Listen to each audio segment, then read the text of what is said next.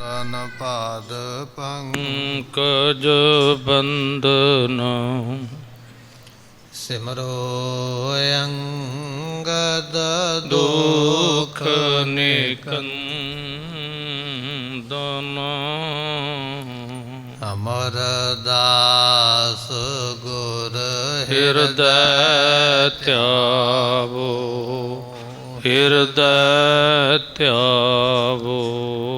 ਸ੍ਰੀ ਗੁਰੂ ਰਾਮਦਾਸ ਗੁਣ ਗਾਵੋ। ਸ੍ਰੀ ਅਰਜਨ ਬਿਗਨ ਨਾਨਕੇ ਨਾਸਕ ਬਿਗਨਨ ਕੇ ਨਾਸਕ। ਸ੍ਰੀ ਹਰਿ ਗੋਬਿੰਦ ਸੁਭ ਸੁਮਤ ਪ੍ਰਕਾਸ਼ਕ।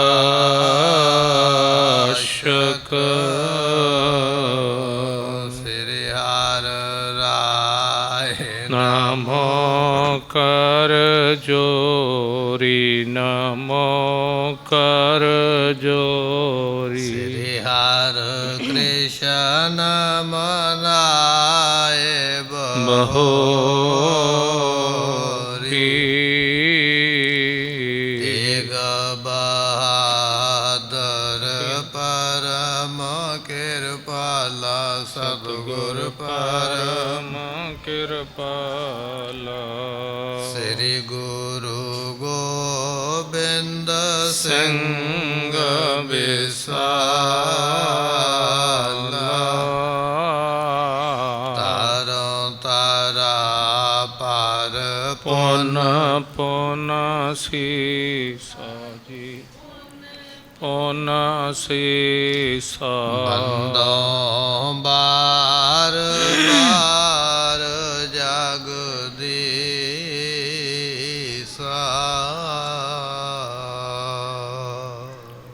ਦੇਖ ਦੁਪਹਿਰੇ ਦਿਸ਼ਾ ਗੁਰ ਸ੍ਰੀ ਬਦਨ ਬਖਾਨਾ। ਸੁਨੋ ਰਾਏ ਕੱਲਾ ਅਬੈ ਮਾਹੀ ਪ੍ਰਸਥਾਨਾ। ਵਾਹਿਗੁਰੂ ਜੀ ਕਾ ਖਾਲਸਾ ਵਾਹਿਗੁਰੂ ਜੀ ਕੀ ਫਤਿਹ। ਪਤਿਤ ਪਾਵਨ ਕਿਰਪਾ ਨਿਧਾਨ ਸਤਿਗੁਰੂ ਗਰੀਬ ਨਵਾਜ ਗੁਰੂ ਗ੍ਰੰਥ ਸਾਹਿਬ ਜੀਆਂ ਦੀ ਪਵਿੱਤਰ ਪਾਵਨ ਚਰਨ ਸਰਣੇ ਅੰਦਰ ਸੁਭਾਏਮਾਨ ਹੋ ਰਹੀ ਗੁਰੂ ਕੀ ਸੰਗਤ। ਗੁਰੂ ਗੋਬਿੰਦ ਸਿੰਘ ਮਹਾਰਾਜ ਦਾ ਇਤਿਹਾਸ ਆਪਾਂ ਸਰਵਣ ਕਰ ਰਹੇ ਹਾਂ। ਸਤਿਗੁਰੂ ਪਾਤਸ਼ਾਹ ਜੀ ਇਸ ਵੇਲੇ ਲੰਮੇ ਜੱਟਪੁਰਾ ਇੱਕ ਨਗਰ ਹੈ ਜਗਰਾਉਂ ਤਹਿਸੀਲ ਦੇ ਅੰਦਰ। ਇੱਥੇ ਰਾਏ ਕੱਲਾ ਮਹਾਰਾਜ ਜੀ ਨੂੰ ਆ ਕੇ ਮਿਲਿਆ। ਪਾਤਸ਼ਾਹ ਜੀ ਦਾ ਸ਼ਰਧਾਲੂ ਹੈ। ਮਹਾਰਾਜ ਦੇ ਕੋਲੋਂ ਸੇਵਾ ਮੰਗੀ ਹੈ। ਪਾਤਸ਼ਾਹ ਕਹਿਣ ਲੱਗੇ ਰਾਏ ਕੱਲੇ ਅਸੀਂ ਛੋਟੇ ਸਾਹਿਬਜ਼ਾਦਿਆਂ ਦੀ ਅਤੇ ਮਾਤਾ ਗੁਜਰੀ ਜੀਆਂ ਦੀ ਖਬਰ ਜਿਹੜੀ ਹੈ ਉਹ ਜਾਣਨੀ ਚਾਹੁੰਦੇ ਹਾਂ। ਕੋਈ ਇਸ ਤਰ੍ਹਾਂ ਦਾ ਵਿਅਕਤੀ ਹੋਵੇ ਜਿਹੜਾ ਸਰਹੰਦ ਤੋਂ ਜਾ ਕੇ ਖਬਰ ਲੈ ਕੇ ਆਵੇ। ਰਾਏ ਕੱਲੇ ਨੇ ਉਸ ਵੇਲੇ ਆਪਣਾ ਨੌਕਰ ਭੇਜਿਆ ਹੈ ਜਿਸ ਦਾ ਨਾਮ ਹੈ ਨੂਰਾ ਮਾਹੀ। ਕਹਿਣ ਲੱਗਾ ਮਹਾਰਾਜ ਇਹ ਸਵੇਰ ਤੋਂ ਚੱਲੇਗਾ ਅਤੇ ਸ਼ਾਮ ਤੱਕ ਇਹ ਸਰਹੰਦ ਪਹੁੰਚ ਜਾਏਗਾ। ਰਾਤ ਨੂੰ ਖਬਰ ਇਕੱਠੀ ਕਰੇਗਾ ਅਤੇ ਕੱਲ੍ਹ ਨੂੰ ਇਹ ਵਾਪਸ ਆ ਜਾਏਗਾ। ਸੋ ਇਸ ਤਰ੍ਹਾਂ ਮਹਾਰਾਜ ਜੀਆਂ ਦਾ ਬਚਨ ਮੰਨ ਕੇ ਰਾਏ ਕੱਲੇ ਨੇ ਆਪਣਾ ਨੌਕਰ ਭੇਜਿਆ ਹੈ। ਇੱਧਰ ਗੁਰੂ ਗੋਬਿੰਦ ਸਿੰਘ ਮਹਾਰਾਜ ਸਾਹਿਬ ਜੀ ਇਸ ਵੇਲੇ ਰਾਏ ਕੱਲੇ ਦੇ ਕੋਲ ਬੈਠੇ ਹੋਏ ਨੇ। ਇਹ ਪ੍ਰਸੰਗ ਇਤਿਹਾਸ ਆਪਾਂ ਪਿੱਛੇ ਸਰਵਣ ਕਰ ਆਏ। ਜਿਵੇਂ ਅੱਗੇ ਸਤਿਗੁਰੂ ਕਿਰਪਾ ਕਰਦੇ ਸਰਵਣ ਕਰੀਏ। ਮਿਲ ਕੇ ਆਖੀਏ ਸਤਿਨਾਮ ਸ਼੍ਰੀ ਵਾਹਿਗੁਰੂ ਸਾਹਿਬ। ਦੇਖ ਦੁਪਹਿਰੇ ਦਿਸ਼ਾ ਗੁਰ ਸ੍ਰੀ ਬਦਨ ਬਖਾਨਾ।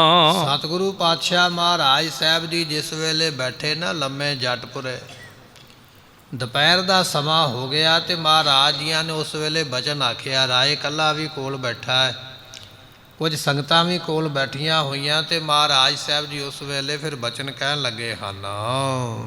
ਸੁਨੋ ਰਾਏ ਕੱਲਾ ਅਬੈ ਮਾਹੀ ਪ੍ਰਸਤਾਨਾ। ਸਤਿਗੁਰੂ ਪਾਤਸ਼ਾਹ ਮਹਾਰਾਜ ਕਹਿਣ ਲੱਗੇ ਰਾਏ ਕੱਲੇ ਜੋ ਮਾਹੀ ਨੂੰ ਆਪਾਂ ਭੇਜਿਆ ਹੈ, ਜਿਸ ਨੂੰ ਨੂਰਾ ਮਾਹੀ ਆਪਾਂ ਆਖਦੇ ਹਾਂ, ਮੱਝੀਆਂ ਚਾਰਨ ਵਾਲਾ, ਰਾਏ ਇਕੱਲੇ ਦਾ ਨੌਕਰ ਹੈ। ਇਹਨੂੰ ਖਬਰ ਲੈਣ ਵਾਸਤੇ ਭੇਜਿਆ ਸਰਹੰਦ ਦੇ ਅੰਦਰ, ਕਿਉਂਕਿ ਇੱਕ ਤੇ ਇਸ ਦੀ ਭੈਣ ਉੱਥੇ ਵਿਆਹੀ ਹੋਈ ਹੈ, ਦੂਜਾ ਇਹ ਗਰੀਬ ਮਜ਼ਦੂਰ ਜਾਣ ਕੇ ਤੇ ਕੋਈ ਸ਼ੱਕ ਨਹੀਂ ਕਰੇਗਾ, ਤਾਂ ਇਸ ਨੂੰ ਭੇਜਿਆ ਹੈ। ਮਹਾਰਾਜ ਪੁੱਛਦੇ ਪਏ, ਦੁਪਹਿਰ ਤੋਂ ਸਮਾਂ ਥੋੜ੍ਹਾ ਅੱਗੇ ਲੰਘਿਆ ਹੈ। ਪਾਤਸ਼ਾਹ ਕਹਿਣ ਲੱਗੇ ਵੀ ਮਾਹੀ ਨੂੰ ਭੇਜਿਆ ਹੈ, ਰਾਏ ਇਕੱਲੇ ਹੁਣ ਤੇ ਪਹੁੰਚ ਗਿਆ ਹੋਵੇਗਾ ਸਰਹੰਦ ਵਿੱਚ।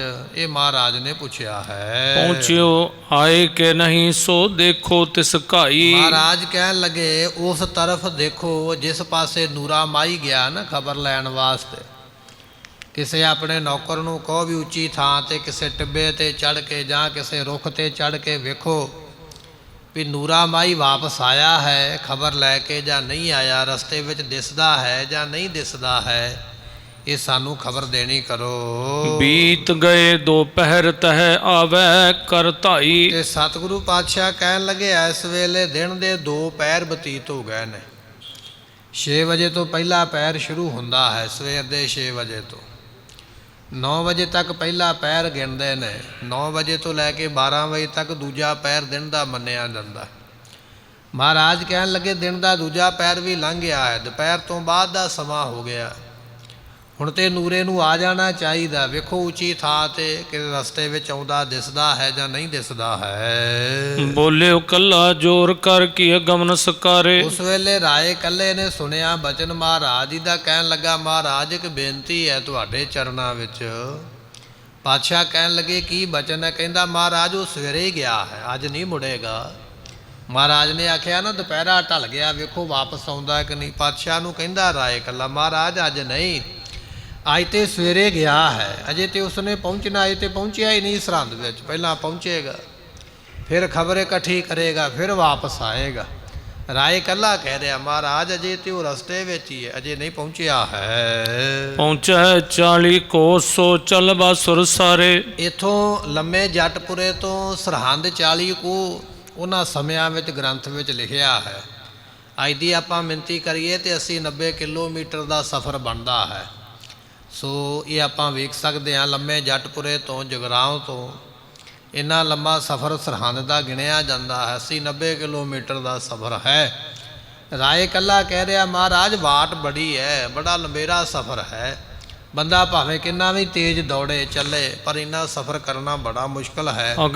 ਇਸ ਕਰਕੇ ਰਾਏ ਇਕੱਲਾ ਅਜੇ ਪਹੁੰਚੇ। ਰਾਏ ਇਕੱਲਾ ਕਹਿ ਰਿਹਾ ਵੀ ਨੂਰਾ ਮਾਹੀ ਅਜੇ ਪਹੁੰਚਿਆ ਨਹੀਂ, ਰਸਤੇ ਵਿੱਚ ਹੈ। ਅਗਲੇ ਦਿਨ ਪਹੁੰਚੇ ਇਹ ਸਭ ਬਾਤ ਬਤਾਵੇ। ਸਤਿਗੁਰੂ ਜੀ ਅੱਜ ਨਹੀਂ ਆਵੇਗਾ, ਅੱਜ ਤੁਸੀਂ ਉਸ ਦੀ ਉਡੀਕ ਨਾ ਕਰੋ, ਉਹ ਕੱਲ੍ਹ ਨੂੰ ਆਵੇਗਾ।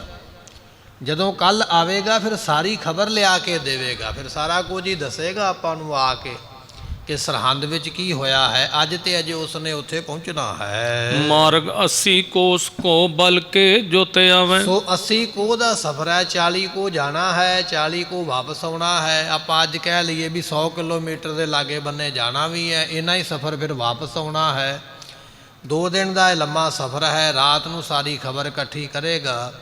ਇਸ ਕਰਕੇ ਮਹਾਰਾਜ ਅੱਜ ਨਹੀਂ ਆਵੇਗਾ। ਨੂਰਾ ਮਾਹੀ ਸਾਹਿਬਜ਼ਾਦਿਆਂ ਦੀ ਖਬਰ ਲੈ ਕੇ ਕੱਲ੍ਹ ਨੂੰ ਉਸਨੇ ਸ਼ਾਮ ਤੱਕ ਆਪਣੇ ਕੋਲ ਪਹੁੰਚਣਾ ਹੈ। ਸੁਨ ਤੂਸ਼ਨ ਗੁਰ ਹੋਏ ਰਹੇ ਕਹੇ ਔਰ ਪ੍ਰਸੰਗਾ। ਸਤਿਗੁਰੂ ਪਾਤਸ਼ਾਹ ਇੰਨੀ ਗੱਲ ਸੁਣ ਕੇ ਚੁੱਪ ਕਰ ਗਿਆ। ਫਿਰ ਦੂਜੀ ਵਾਰੀ ਨਹੀਂ ਮਹਾਰਾਜ ਨੇ ਆਖਿਆ ਵੀ ਰਾਏ ਇਕੱਲੇ ਨੂੰ ਨੂਰੇ ਮਾਹੀ ਮਾਰੇ ਜਾਂ ਕੋਈ ਖਬਰ ਬਾਰੇ ਜਾਂ ਸਰਹੰਦ ਬਾਰੇ ਕੋਈ ਦੂਜਾ ਬਚਨ ਨਹੀਂ ਮਹਾਰਾਜ ਸਾਹਿਬ ਜੀ ਨੇ ਕੀਤਾ ਹੈ।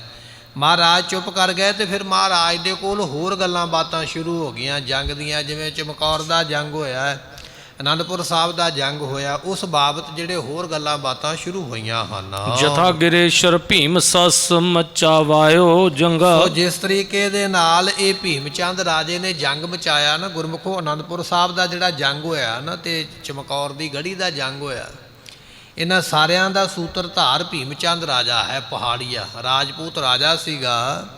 ਇਹਦੇ ਦਾਦੇ ਨੂੰ ਗੁਰੂ ਹਰਗੋਬਿੰਦ ਮਹਾਰਾਜ ਸਾਹਿਬ ਜੀਆਂ ਨੇ ਗਵਾਲੀਅਰ ਦੇ ਕਿਲੇ ਵਿੱਚੋਂ ਰਿਹਾ ਕਰਵਾਇਆ। ਇਹ ਉਸੇ ਹੀ ਰਾਜੇ ਦਾ ਪੋਤਰਾ ਹੈ। ਜਿੰਨੇ ਜੰਗ 10ਵੇਂ ਪਾਤਸ਼ਾਹ ਦੇ ਨਾਲ ਹੋਏ ਸਭ ਦਾ ਮੁੱਢ ਇਹ ਭੀਮ ਚੰਦ ਹੀ ਹੈ। ਇਹਦੇ ਤੋਂ ਸਾਰੇ ਜੰਗ ਸ਼ੁਰੂ ਹੋਏ। ਜਿਸ ਵੇਲੇ ਮਹਾਰਾਜ ਸਾਹਿਬ ਜੀ ਪੌਂਟਾ ਸਾਹਿਬ ਦੀ ਧਰਤੀ ਤੇ ਬਿਰਾਜੇ ਸਨ ਤੇ ਉਸ ਵੇਲੇ ਮਹਾਰਾਜ ਸਾਹਿਬ ਜੀ ਉੱਥੇ ਬੜੇ ਸ਼ਾਂਤ ਮਾਹੌਲ ਵਿੱਚ ਬੈਠੇ ਸਨ ਤੇ ਭੀਮ ਚੰਦ ਰਾਜੇ ਨੇ ਆਖਿਆ ਸੀਗਾ ਸ਼੍ਰੀਨਗਰ ਦੇ ਰਾਜੇ ਨੂੰ ਵੀ ਮੈਂ ਤੇਰੀ ਲੜਕੀ ਦਾ ਰਿਸ਼ਤਾ ਆਪਣੇ ਪੁੱਤਰ ਦੇ ਨਾਲ ਤਾਂ ਪ੍ਰਵਾਨ ਕਰਾਂਗਾ ਜੇ ਤੂੰ ਗੁਰੂ ਗੋਬਿੰਦ ਸਿੰਘ ਮਹਾਰਾਜ ਦੇ ਉੱਪਰ ਹਮਲਾ ਕਰੇ। ਉਸ ਵੇਲੇ ਉਹ ਜਿਹੜਾ ਰਾਜਾ ਸੀ ਸ਼੍ਰੀਨਗਰ ਦਾ, ਉਸਨੇ ਆਖਿਆ ਵੀ ਮੇਰਾ ਗੁਰੂ ਗੋਬਿੰਦ ਸਿੰਘ ਦੇ ਨਾਲ ਤੇ ਕੋਈ ਵੈਰ ਨਹੀਂ ਹੈ, ਸਗੋਂ ਮੈਂ ਤੇ ਮਹਾਰਾਜ ਦਾ ਸ਼ਰਧਾਲੂ ਹਾਂ। ਤੇ ਭੀਮ ਚੰਦ ਨੇ ਆਖਿਆ ਸੀ ਜਾਂ ਸ਼ਰਧਾ ਰੱਖ ਲਾ ਜਾਂ ਫਿਰ ਰਿਸ਼ਤਾ ਰੱਖ ਲਾ। ਜੇ ਰਿਸ਼ਤਾ ਜੋੜਨਾ ਚਾਹੁੰਦਾ ਹੈ ਤੇ ਫਿਰ ਗੁਰੂ ਭੁੱਲ ਕੇ ਹਮਲਾ ਕਰ, ਤੇ ਜੇ ਸ਼ਰਧਾ ਰੱਖਣੀ ਹੈ ਫਿਰ ਰਿਸ਼ਤਾ ਮੈਂ ਤੋੜ ਕੇ ਵਾਪਸ ਜਾਂਦਾ ਹਾਂ। ਸੋ ਉਸ ਵੇਲੇ ਫਿਰ ਮੰਨਣਾ ਪਿਆ ਸੀ ਇਹ ਬਚਨ ਸ਼੍ਰੀਨਗਰ ਦੇ ਰਾਜੇ ਨੂੰ। ਮਹਾਰਾਜ ਨੇ ਲਿਖਿਆ ਹੈ ਕਿ ਹਰੀ ਚੰਦ ਕੂਪਾ ਤਬ ਰਾਜਾ ਯੁੱਧ ਪਰਾ ਹਮਸੋ ਬਿਨ ਕਾਜਾ। ਇਹ ਮਹਾਰਾਜ ਨੇ ਆਪ ਲਿਖਿਆ ਵੀ ਸਾਡਾ ਉਸ ਰਾਜੇ ਨਾਲ ਕੋਈ ਵੈਰ ਨਹੀਂ ਸੀ ਕਿਸੇ ਵੀ ਤਰ੍ਹਾਂ ਦਾ, ਬਿਨਾਂ ਗੱਲ ਤੋਂ ਸਾਡੇ ਗਲ ਵਿੱਚ ਇਹ ਲੜਾਈ ਪਾਈ ਗਈ। ਫਿਰ ਉਹ ਰਾਜਾ ਆਇਆ ਤੇ ਪਹਿਲਾ ਜੰਗ ਪੌਂਟਾ ਸਾਹਿਬ ਦਾ ਮਹਾਰਾਜ ਦੇ ਨਾਲ ਹੋਇਆ। ਉਹਦੇ ਵਿੱਚ ਮਹਾਰਾਜ ਸਾਹਿਬ ਜੀਆਂ ਦੇ ਭੂਆ ਜੀ ਦੇ ਪੁੱਤਰ ਵੀ ਜਿਹੜੇ ਸਨ ਉਹ ਸ਼ਹੀਦ ਹੋ ਗਏ ਸਨ, ਤੇ ਕਈ ਪਿਆਰੇ ਸਿੱਖ ਵੀ ਮਹਾਰਾਜ ਦੇ ਸ਼ਹਾਦਤ ਪਾ ਗਏ। ਇਹ ਪਹਿਲਾ ਜੰਗ ਹੈ। ਉਹਦੇ ਤੋਂ ਬਾਅਦ ਵਿੱਚ ਭੀਮ ਚੰਦ ਫਿਰ ਮਹਾਰਾਜ ਦੇ ਬੜਾ ਵੈਰ ਪਿਆ, ਕਿਸੇ ਨਾ ਕਿਸੇ ਬਹਾਨੇ ਨਾਲ ਕਦੇ ਆਪ ਜੰਗ ਕਰਦਾ, ਕਦੇ ਸਰਹੰਦ ਦੇ ਸੂਬੇਦਾਰ ਨੂੰ ਬੁਲਾ ਕੇ ਲੈ ਆਉਂਦਾ। ਇਹ ਜੰਗ ਫਿਰ ਲਗਾਤਾਰ ਜਾਰੀ ਰਹੇ, ਇੱਥੋਂ ਤੱਕ ਕਿ ਬਾਦਸ਼ਾਹ ਔਰੰਗਜ਼ੇਬ ਨੂੰ ਚਿੱਠੀਆਂ ਪਾ ਪਾ ਕੇ ਆਪ ਜਾ ਕੇ ਇਹਨਾਂ ਨੇ ਬਾਦਸ਼ਾਹ ਦੇ ਵਜ਼ੀਰਾਂ ਨੂੰ ਰਿਸ਼ਵਤਾਂ ਦੇ ਕੇ, ਵੱਡੀ ਦੇ ਕੇ ਇਹ ਗੱਲ ਮਨਾਈ ਹੈ ਵੀ ਤੁਸੀਂ ਸਾਡੀ ਸਿਫਾਰਿਸ਼ ਕਰੋ ਬਾਦਸ਼ਾਹ ਦੇ ਕੋਲ। ਗੁਰੂ ਗੋਬਿੰਦ ਸਿੰਘ ਮਹਾਰਾਜ ਨੇ ਬੜਾ ਫਤੂਰ ਮਚਾਇਆ ਹੈ, ਬੜਾ ਗਦਰ ਮਚਾਇਆ, ਤੇ ਮਹਾਰਾਜ ਨੂੰ ਸੁਧਣਾ ਚਾਹੀਦਾ ਹੈ। ਇਸ ਤਰ੍ਹਾਂ ਕਹਿ ਕੇ ਫਿਰ ਔਰੰਗਜ਼ੇਬ ਦੇ ਕੋਲੋਂ ਵੱਡੀ ਫੌਜ ਲਿਆ ਕੇ ਅਨੰਦਪੁਰ ਸਾਹਿਬ ਨੂੰ ਘੇਰਾ ਪਾਇਆ, ਬਾਅਦ ਵਿੱਚ ਚਮਕੌਰ ਦੀ ਗੜੀ ਨੂੰ ਘੇਰਾ ਪਾਇਆ। ਇਹ ਮਹਾਰਾਜ ਦੇ ਨਾਲ ਜੰਗ ਹੋਏ। ਇਹਨਾਂ ਸਾਰਿਆਂ ਜੰਗਾਂ ਦਾ ਮੁੱਢ ਜਿਹੜਾ ਹੈ ਉਹ ਭੀਮ ਚੰਦ ਰਾਜਾ ਹੈ। ਇਸੇ ਤੋਂ ਇਹ ਜੰਗ ਸ਼ੁਰੂ ਹੋਏ, ਇਸੇ ਨੇ ਹੀ ਸਾਰੇ ਜੰਗ ਕਰਵਾਏ। ਸੋ ਇਹ ਪੁੱਛਦੇ ਪਏ ਇੱਥੋਂ ਦੇ ਲੋਕ ਜਗਰਾਓਂ ਇਲਾਕੇ ਦੇ ਵੀ ਮਹਾਰਾਜ ਜੀ ਭੀਮ ਚੰਦ ਦੇ ਨਾਲ ਤੁਹਾਡਾ ਬਹੁਤ ਵੱਡਾ ਜੰਗ ਹੋਇਆ ਹੈ। 22 ਧਾਰਨ ਕੇ ਪਤੀ ਬੜ ਚਮੂ ਬਟੋਰੀ। 22 ਧਾਰ ਦੇ ਜਿੰਨੇ ਰਾਜੇ ਸਨ ਸਾਰਿਆਂ ਨੇ ਆਪਣੀ ਫੌਜ ਇਕੱਠੀ ਕਰਕੇ ਮਹਾਰਾਜ ਤੇ ਹਮਲਾ ਕੀਤਾ ਹੈ। 22 ਦੇ 22 ਰਾਜੇ ਮਹਾਰਾਜ ਦੇ ਵੈਰੀ ਨਹੀਂ ਸਨ, ਕੁਝ ਮਹਾਰਾਜ ਦੇ ਸ਼ਰਧਾਲੂ ਰਾਜੇ ਵੀ ਸਨ, ਜਿਵੇਂ ਮੇਦਨੀ ਪ੍ਰਕਾਸ਼ ਹੈ, ਨਾਹਨ ਦਾ ਰਾਜਾ ਜਿਹੜਾ ਉਹ ਮਹਾਰਾਜ ਦਾ ਸ਼ਰਧਾਲੂ ਵੀ ਹੈ। ਜਦੋਂ ਮਹਾਰਾਜ ਸਾਹਿਬ ਜੀਆਂ ਨੇ ਅਨੰਦਪੁਰ ਸਾਹਿਬ ਨੂੰ ਛੱਡਿਆ ਸੀ, ਉਦੋਂ ਆਪਣੇ ਭਰਾਵਾਂ ਨੂੰ ਇਹਨਾਂ ਰਾਜਿਆਂ ਦੇ ਕੋਲ ਜਿਹੜੇ ਮਹਾਰਾਜ ਦੇ ਸ਼ਰਧਾਲੂ ਸਨ ਉਹਨਾਂ ਦੇ ਕੋਲ ਭੇਜ ਦਿੱਤਾ ਸੀ ਵੀ ਇਹ ਸਾਡੇ ਭਰਾ ਨੇ, ਤੁਸੀਂ ਇਹਨਾਂ ਦੀ ਰੱਖਿਆ ਕਰਨੀ ਹੈ। ਅਨੰਦਪੁਰ ਸਾਹਿਬ ਛੱਡਣ ਵੇਲੇ ਮਹਾਰਾਜ ਨੇ ਐਸੇ ਬਚਨ ਉਦੋਂ ਉਹਨਾਂ ਦੇ ਨਾਲ ਕੀਤੇ ਤੇ ਉਹਨਾਂ ਨੂੰ ਵਰਤਿਆ ਵੀ ਹੈ। ਸਾਰੇ ਰਾਜੇ ਵੈਰੀ ਨਹੀਂ, ਪਰ ਬਹੁਤੇ ਵੈਰੀ ਸਨ। ਕੁਝ ਇੱਕ ਦੋ ਹੀ ਸਨ ਜਿਹੜੇ ਮਹਾਰਾਜ ਦੇ ਨਾਲ ਪਿਆਰ ਕਰਦੇ ਰਹੇ ਤੇ ਬਚਨ ਮੰਨਦੇ ਰਹੇ। ਇਸ ਤਰ੍ਹਾਂ ਇਹ ਪਹਾੜੀ ਰਾਜੇ ਵੱਡੀ ਫੌਜ ਇਕੱਠੀ ਕਰਕੇ ਮਹਾਰਾਜ ਤੇ ਹਮਲਾ ਕਰਦੇ ਹਨ। ਸਭ 71 ਮਤ ਕੋ ਕਰੇ ਆਏ ਹਮ ਔਰੀ। ਇਹ ਮਹਾਰਾਜ ਦੱਸਦੇ ਪਏ ਵੀ ਸਾਰਿਆਂ ਨੇ ਫੌਜ ਇਕੱਠੀ ਕੀਤੀ ਹੈ। ਪਹਿਲਾਂ ਭੀਮ ਚੰਦ ਨੇ 3 ਲੱਖ ਦੀ ਫੌਜ ਇਕੱਠੀ ਕਰਕੇ ਮਹਾਰਾਜ ਤੇ ਹਮਲਾ ਕੀਤਾ ਸੀ। 3 ਲੱਖ ਦੇ ਵਿੱਚੋਂ 1.5 ਲੱਖ ਦੀ ਫੌਜ ਮਰਵਾ ਕੇ ਭੀਮ ਚੰਦ ਨੂੰ ਭੱਜਣਾ ਪਿਆ ਜੰਗ ਦੇ ਮੈਦਾਨ ਵਿੱਚੋਂ। ਬੜੀ ਹਾਹਾਕਾਰ ਮੱਚੀ ਹੈ। ਫਿਰ ਜਾ ਕੇ ਇਹਨਾਂ ਨੇ ਔਰੰਗਜ਼ੇਬ ਦੀ ਮਦਦ ਲਈ ਹੈ, ਵੱਡੀ ਫੌਜ ਦੇ ਨਾਲ ਅਨੰਦਪੁਰ ਸਾਹਿਬ ਨੂੰ ਘੇਰਾ ਪਾਇਆ। ਉਹ ਇੱਥੇ ਬਚਨ ਆ ਗਿਆ। ਮਹਾਰਾਜ ਕਹਿਣ ਲੱਗੇ ਵੀ ਇਹ ਸਾਰੀਆਂ ਫੌਜਾਂ ਇਕੱਠੀਆਂ ਕਰਕੇ ਤੇ ਸਾਡੇ ਨਾਲ ਵੱਡਾ ਭਾਰੀ ਜੰਗ ਕਰਦੇ ਰਹੇ ਹਨ। ਦੁਐ ਘਟਕਾ ਬੀਤੀ ਬਹੁਰ ਇਤਿਆਦ ਕਰਨ ਤੇ। ਇਸ ਤਰ੍ਹਾਂ ਕਹਿਣ ਲੱਗੇ ਇਤਿਆਦ ਕਹਨ ਤੇ। ਇਹ ਬਚਨ ਕਰਦਿਆਂ 2 ਘੜੀਆਂ 1.5 ਘੰਟੇ ਦਾ ਸਮਾਂ। ਅੱਜ ਨਵਾਂ ਸਮਾਂ ਚੱਲਦਾ ਪਿਆ ਨਾ ਘੰਟਿਆਂ ਦਾ, ਆਪਾਂ ਨੂੰ ਪਤਾ ਵੀ 1 ਘੰਟਾ 60 ਮਿੰਟ ਦਾ ਹੈ। 2 ਘੜੀਆਂ ਦਾ ਬਹੁਤਿਆਂ ਨੂੰ ਪਤਾ ਨਹੀਂ ਹੈ। 24 ਮਿੰਟਾਂ ਦੀ ਇੱਕ ਘੜੀ ਹੈ। 24 ਤੇ 24 48 ਮਿੰਟ ਆਪਾਂ ਪੌਣਾ ਘੰਟਾ ਕਹਿ ਸਕਦੇ ਹਾਂ। ਪੌਣਾ ਘੰਟਾ ਇਸ ਤਰ੍ਹਾਂ 45-50 ਮਿੰਟ ਮਹਾਰਾਜ ਗੱਲਾਂ ਬਾਤਾਂ ਕਰਦਿਆਂ ਬਤੀਤ ਕੀਤੇ ਹਨ। ਅਕਸ ਮਾਤਰ ਸ਼੍ਰੀ ਸਤਿਗੁਰੂ ਇਮ ਬਚਨ ਭਨੰਤੇ। ਸਤਿਗੁਰੂ ਪਾਤਸ਼ਾਹ ਮਹਾਰਾਜ ਜੀ ਐਵੇਂ ਟੂਕ ਮਾਤਰੀ ਬਚਨ ਬਹੁਤੇ ਨਹੀਂ, ਆਪਣੀ ਪ੍ਰਸ਼ੰਸਾ ਨਹੀਂ ਮਹਾਰਾਜ ਕਰਦੇ ਪਏ ਵੀ ਅਸੀਂ ਜੰਗ ਕੀਤਾ, ਅਸੀਂ ਇਸ ਤਰ੍ਹਾਂ ਮਾਰ ਦਿੱਤਾ, ਭਜਾ ਦਿੱਤਾ। ਨਹੀਂ, ਜਦੋਂ ਕੋਈ ਪੁੱਛਦਾ ਹੈ ਤੇ ਕੇਵਲ ਟੂਕ ਮਾਤਰ ਥੋੜ੍ਹਾ ਜਿਹਾ ਹੀ ਬਚਨ ਕਰਦੇ ਮਹਾਰਾਜ ਸਾਹਿਬ ਜੀ। ਮਾੜੀਆਂ ਮਾੜੀਆਂ ਥੋੜੀਆਂ ਗੱਲਾਂ ਜੰਗ ਦੀਆਂ ਮਹਾਰਾਜ ਦੱਸਦੇ ਹਨ। ਮਨੁਜ ਚੜਾਵੋ ਤਰੂ ਪਰ ਮਗ ਦੇਖੈ ਸੋਈ। ਸਤਿਗੁਰੂ ਪਾਤਸ਼ਾਹ ਨੇ ਨਾ ਅਜੇ 1 ਘੰਟੇ ਦਾ ਸਮਾਂ ਨਹੀਂ ਹੋਇਆ, ਮਹਾਰਾਜ ਕਹਿੰਦੇ ਕੋਈ ਬੰਦਾ ਚੜਾਓ ਹਾਂ ਰੁੱਖ ਦੇ ਉੱਪਰ, ਵੇਖੋ ਨੂਰਾ ਮਾਹੀ ਆਉਂਦਾ ਹੈ ਕਿ ਨਹੀਂ ਆਉਂਦਾ। ਮਹਾਰਾਜ ਛੇਤੀ ਖਬਰ ਚਾਹੁੰਦੇ ਨੇ ਵੀ ਸਾਡੇ ਸਾਹਿਬਜ਼ਾਦਿਆਂ ਦੀ ਛੇਤੀ ਖਬਰ ਆਵੇ। ਬਜ਼ੁਰਗ ਮਾਤਾ ਗੁਜਰੀ ਜੀ ਉਹਨਾਂ ਦੀ ਛੇਤੀ ਖਬਰ ਆ ਜਾਵੇ, ਬਹੁਤਾ ਟਾਈਮ ਨਾ ਲੱਗੇ। ਮਹਾਰਾਜ ਕਹਿੰਦੇ ਚੜਾਓ ਭਾਈ ਕਿਸੇ ਬੰਦੇ ਨੂੰ ਰੁੱਖ ਦੇ ਉੱਪਰ, ਉੱਚੀ ਥਾਂ ਤੇ ਚੜ੍ਹ ਕੇ ਕੋਈ ਵੇਖੇ ਉਸ ਰਸਤੇ ਨੂੰ ਜਿਸ ਰਸਤੇ ਉਹ ਨੂਰਾ ਮਾਹੀ ਆਉਣਾ ਹੈ। ਸਾਨੂੰ ਵੇਖ ਕੇ ਦੱਸੋ ਵੀ ਕੈਸੀ ਖਬਰ ਹੈ। ਆਵਤ ਮਾਹੀ ਕਹਿ ਨਹੀਂ ਸੁਧ ਪਾਵੈ ਜੋਈ। ਤੇ ਉਸ ਵੇਲੇ ਮਾਹੀ ਆਉਂਦਾ ਹੈ ਕਿ ਨਹੀਂ ਆਉਂਦਾ ਹੈ, ਇਹ ਖਬਰ ਲਿਆ ਕੇ ਸਾਨੂੰ ਦਿਓ ਵੀ ਨੂਰਾ ਮਾਹੀ ਆਉਂਦਾ ਹੈ ਕਿ ਨਹੀਂ। ਹੁਣੇ ਹੀ ਰਾਏ ਇਕੱਲੇ ਨੇ ਆਖਿਆ ਵੀ ਮਹਾਰਾਜ ਨਹੀਂ ਅੱਜ ਨਹੀਂ ਆਉਣਾ, ਉਹਨੇ ਕੱਲ ਨੂੰ ਆਉਣਾ ਹੈ। ਇਹ ਘੰਟੇ ਬਾਅਦ ਫਿਰ ਬਚਨ ਹੋਇਆ। ਮਹਾਰਾਜ ਕਹਿੰਦੇ ਵੇਖੋ ਭਾਈ ਰੁੱਖ ਤੇ ਕਿਸੇ ਨੂੰ ਚੜਾ ਕੇ ਨੂਰੇ ਮਾਈ ਦਾ ਰਾਹ ਵੇਖੋ ਵੀ ਆਉਂਦਾ ਹੈ ਜਾਂ ਨਹੀਂ ਆਉਂਦਾ ਹੈ। ਪੁਨਹ ਰਾਏ ਕੱਲਾ ਕਹਿ ਪਹੁੰਚੋ ਭਿਨਾ ਸੋ। ਮਹਾਰਾਜ ਜੀਆਂ ਦਾ ਬਚਨ ਸੁਣ ਕੇ ਨਾ ਰਾਏ ਇਕੱਲੇ ਨੇ ਦੂਜੀ ਵਾਰੀ ਫਿਰ ਬਚਨ ਮੋੜਿਆ ਮਹਾਰਾਜ ਦਾ। ਕਹਿਣ ਲੱਗਾ ਮਹਾਰਾਜ ਕੀ ਕਰਦੇ ਪਏ, ਹੁਣੇ ਤੁਹਾਨੂੰ ਆਖਿਆ ਵੀ ਅਜੇ ਉਹ ਪਹੁੰਚਿਆ ਹੀ ਨਹੀਂ, ਰਸਤੇ ਵਿੱਚ ਹੈ। ਤੁਸੀਂ 1 ਘੰਟੇ ਬਾਅਦ ਹੀ ਫਿਰ ਪੁੱਛਦਾ ਪਏ ਹੋ ਵੀ ਰੁੱਖ ਤੇ ਚੜ੍ਹ ਕੇ ਵੇਖੋ ਆਉਂਦਾ ਹੈ ਕਿ ਨਹੀਂ।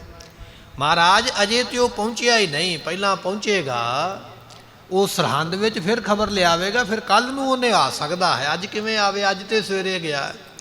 ਮਹਾਰਾਜ ਅਜੇ ਤੇ ਉਹ ਪਹੁੰਚਿਆ ਹੀ ਨਹੀਂ, ਫਿਰ ਤੁਹਾਨੂੰ ਖਬਰ ਅੱਜ ਕਿਵੇਂ ਮਿਲ ਸਕਦੀ ਹੈ। ਕਹਾਂ ਹੋਏ ਆਗਮਨ ਅਬ ਕਿਆ ਤਰ ਪਰ ਜੋ। ਮਹਾਰਾਜ ਹੁਣ ਰੁੱਖ ਤੇ ਚੜ੍ਹ ਕੇ ਕੀ ਵੇਖੀਏ, ਰੁੱਖ ਤੇ ਚੜ੍ਹ ਕੇ ਵੇਖਣ ਦਾ ਫਾਇਦਾ ਤੇ ਤਾਂ ਨਾ ਜੇ ਉਹਨੇ ਅੱਜ ਆਉਣਾ ਹੋਵੇ ਫਿਰ ਤੇ ਵੇਖ ਲਈਏ ਵੀ ਆਉਂਦਾ ਹੈ ਕਿ ਨਹੀਂ ਆਉਂਦਾ।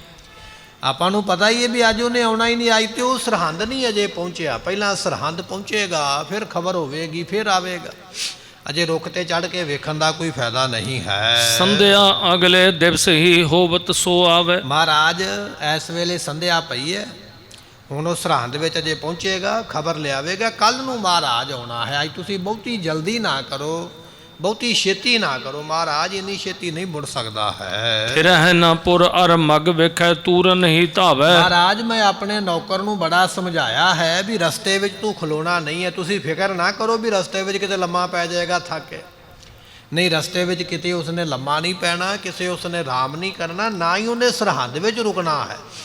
ਜਿੰਨਾ ਕੋਈ ਚਿਰ ਰੁਕੇਗਾ ਉਹਨਾਂ ਸਮਾਂ ਉਹਨੇ ਖਬਰ ਹੀ ਇਕੱਠੀ ਕਰਨੀ ਹੈ। ਜਦੋਂ ਖਬਰ ਉਹਨੂੰ ਮਿਲ ਗਈ ਨਾ ਮਹਾਰਾਜ, ਉਹਨੇ ਉਸੇ ਵੇਲੇ ਹੀ ਤੁਰ ਪੈਣਾ ਹੈ, ਰਸਤੇ ਵਿੱਚ ਕਿਤੇ ਖੜਦਾ ਨਹੀਂ ਹੈ। ਸੁਨ ਪੁਨ ਗੁਣ ਗਨ ਖਾਨ ਗੁਰ ਪਰਚੇ ਅਰ ਖਿਆਲਾ। ਇਸ ਤਰ੍ਹਾਂ ਸੁਣ ਕੇ ਨਾ ਮਹਾਰਾਜ ਸਾਹਿਬ ਜੀ ਬਚਨ ਕਹਿਣ ਲੱਗੇ ਚਲੋ ਠੀਕ ਹੈ ਰਾਏ ਇਕੱਲੇ, ਜਿਵੇਂ ਤੂੰ ਕਹਿੰਦਾ ਹੈ ਉਵੇਂ ਹੀ ਠੀਕ ਹੈ।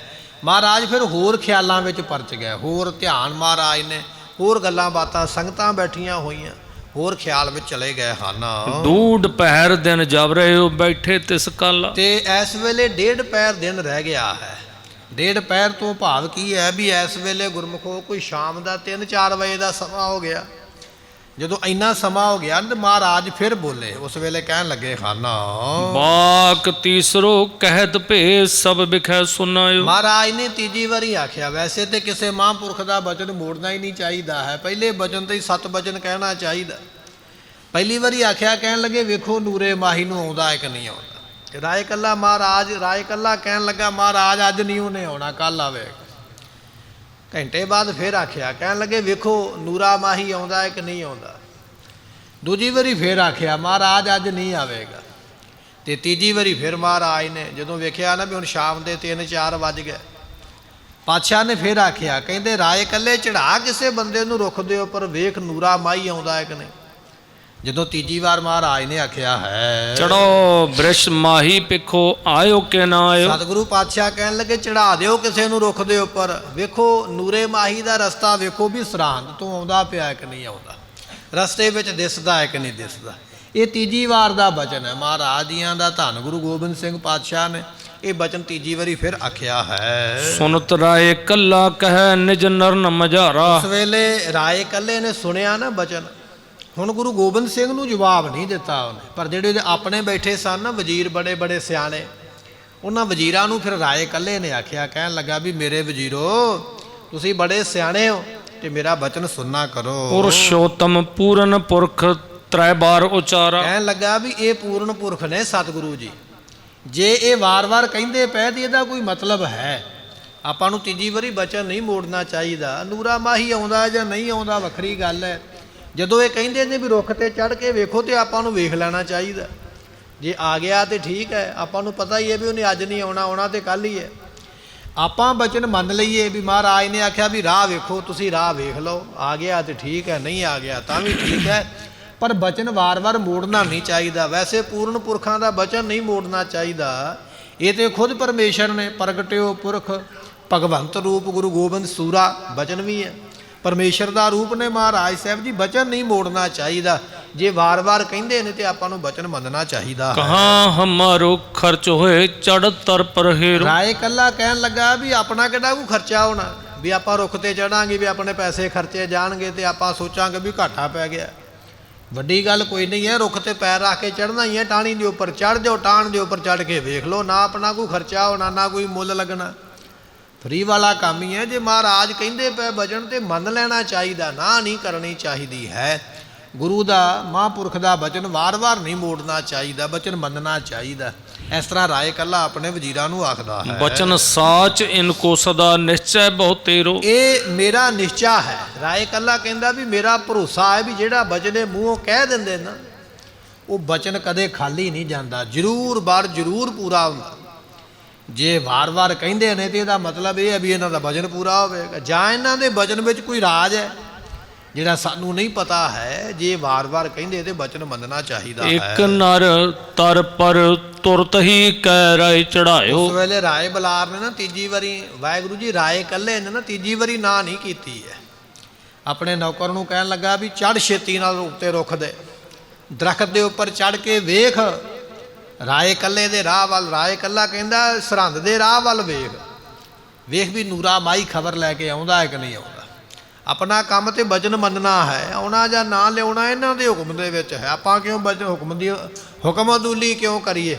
ਇਸ ਕਰਕੇ ਚੜ੍ਹ ਕੇ ਵੇਖਣਾ ਕਰੋ। ਚੜ੍ਹ ਕਰ ਤੁੰਗ ਸਕੰਦ ਪਰ ਸੋ ਮਗ ਦਰਸਾਇਓ। ਉਸ ਵੇਲੇ ਕਹਿਣ ਲੱਗੇ ਜਦੋਂ ਚੜ੍ਹਿਆ ਨਾ ਰੁੱਖ ਦੇ ਉੱਪਰ ਉਹ ਵਿਅਕਤੀ, ਉਹਨੇ ਪਹਿਲਾਂ ਵੇਖਿਆ ਵੀ ਲੰਮਾ ਰੁੱਖ ਕਿਹੜਾ ਹੈ। ਲੰਮੇ ਰੁੱਖ ਦੇ ਉੱਪਰ ਚੜ੍ਹ ਗਿਆ, ਟੀਸੀ ਦੇ ਉੱਪਰ, ਤੇ ਦੂਰ ਤੱਕ ਨਿਗਾਹ ਮਾਰ ਕੇ ਉਹਨੇ ਵੇਖਿਆ ਜਿਹੜਾ ਸਰਹੰਦ ਵੱਲੋਂ ਰਾਹ ਆਉਂਦਾ ਉਹਨੂੰ ਉਸ ਵੱਲੋਂ ਵੇਖਦਾ ਪਿਆ ਹੈ। ਮਾਹੀ ਆਵਤ ਦੂਰ ਤੇ ਤਿੰਨ ਦੇਖਣ ਕੀ। ਉਸ ਵੇਲੇ ਗੁਰਮੁਖੋ ਜਦੋਂ ਵੇਖਿਆ ਨਾ ਕੀ ਵੇਖਦਾ ਪਿਆ ਹੈ, ਵਾਕਿਆ ਹੀ ਰਸਤੇ ਦੇ ਉੱਪਰ ਨੂਰਾ ਮਾਹੀ ਤੁਰਿਆ ਆਉਂਦਾ।